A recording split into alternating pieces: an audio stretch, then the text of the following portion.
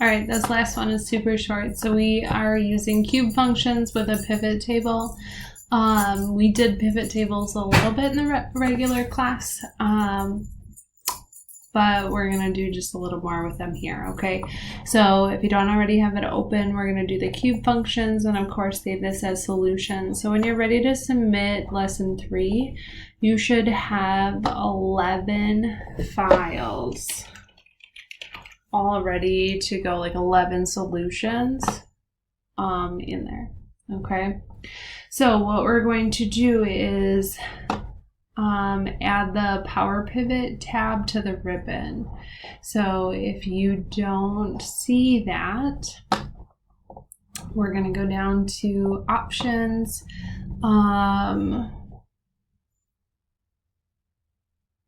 And I gotta remember where this is now. Hold on.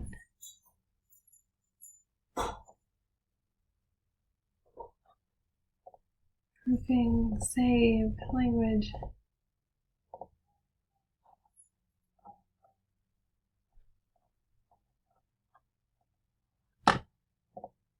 Customize ribbon. There we go. So we need the Power Pivot or Power Pivot tab. I just have a pivot table tab. I'm just gonna move that one over.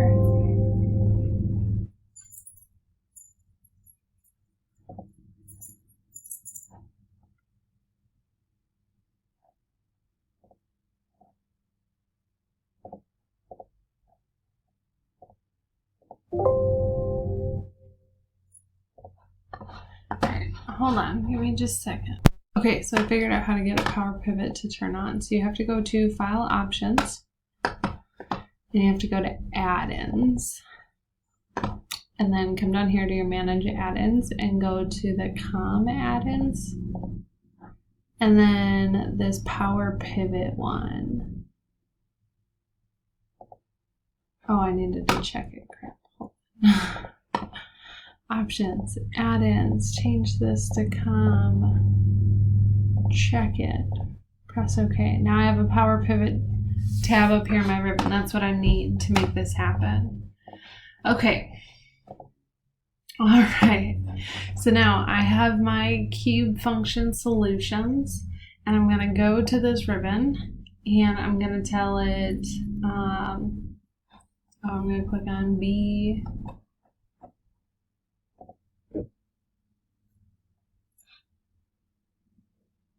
On the pivot table worksheet. Oh, I have to be on the right.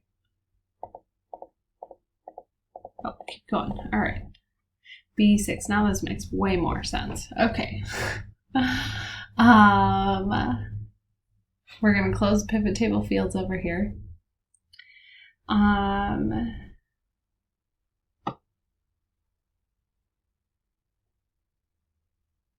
Click the pivot tools analysis.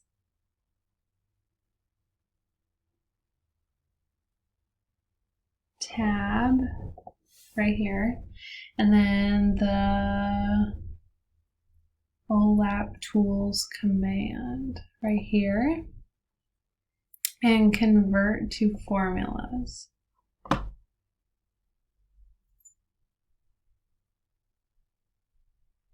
Okay, so now all of these are now formulas instead of data.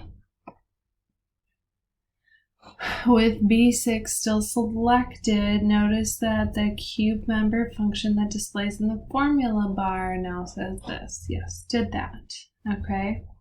On to slide 122, click D10. And view the cube value function that displays in the formula equal cube value. This workbook data model. B10, D5. Select the other cells in the data model and check the formula bar to have a better understanding of the underlying structure of the model. Press Control Home to return to the beginning of the worksheet. Save, close. I don't know how good that really did. Unfortunately, I don't think that actually helps you understand what these are. I did not see any of these on the expert level test that like I needed to be able to like turn on different ribbons or things like that, or use the Power Pivot tab, but that doesn't mean that you necessarily won't. So perhaps the study guide will go in a little more deeper with those.